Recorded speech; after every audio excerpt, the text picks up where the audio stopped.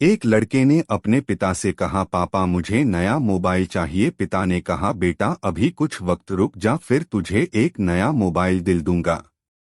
बेटे ने कहा, आपके पास मेरे लिए कभी पैसे नहीं होते हैं। मेरे सब दोस्त अच्छे रहते हैं, किसी के पास कोई कमी नहीं है, केवल मेरे पास ही हर चीज की कमी होती है। अब आप बच्चे पैदा करना बेहद आसान है, लेकिन उन्हें पालना बेहद मुश्किल जब आप मेरी जरूरत पूरी कर ही नहीं सकते।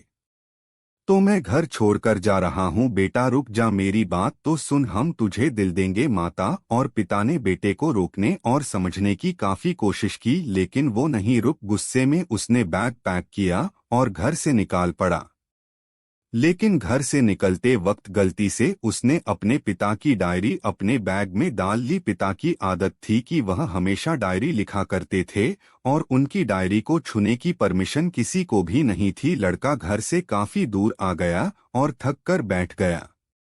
जब उसने वो डायरी देखा तो उसने सोचा, आखिर मिल ही गया खजाना। आज पता चल जाएगा कि मेरे पिताजी ने कहाँ दौलत छुपा रखी है और उन्हें किन किन लोगों से पैसे लेने हैं। और सरा का सरा लेखा झुका, आज मुझे मिल जाएगा।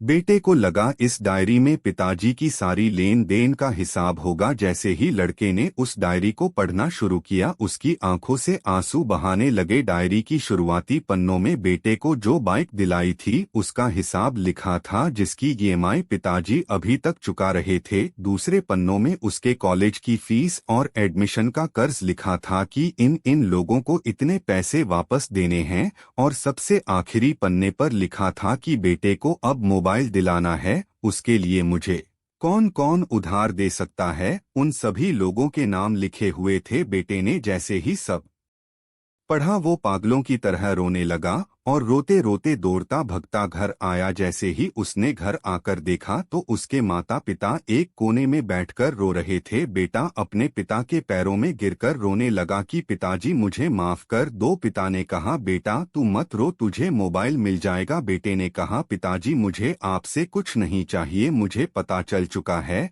आप इस डायरी में हम लोगों से क्या छुपाते थे। मैं अब आपको कोई कम नहीं करने दूंगा, मैं मेहनत करके सब कुछ ठीक करूंगा। ये सुनकर पिताजी ने बेटे को गले से लगा लिया। दोस्तों, माँ बाप अपना पूरा जीवन, अपनी पूरी खुशी अपने बच्चों के लिए कुर्बान कर देते हैं, लेकिन कुछ बच्चों को लगता है कि माँ बाप ने उनके लिए कुछ नहीं किया। वह कभी आपको अपनी समस्या नहीं बताते, भले ही वह कितनी ही बड़ी समस्या से गुजर रहे हो। रिश्तेदार भी उन्हें नीचा दिखाते होंगे तो भी वो सह लेते होंगे, लोग भी ताने मारते होंगे तो भी वो सह लेते होंगे, लेकिन आपसे अपनी समस्या कभी शेयर नहीं करते, क्योंकि वो आपको कभी दुखी नहीं देखना चाहते हैं।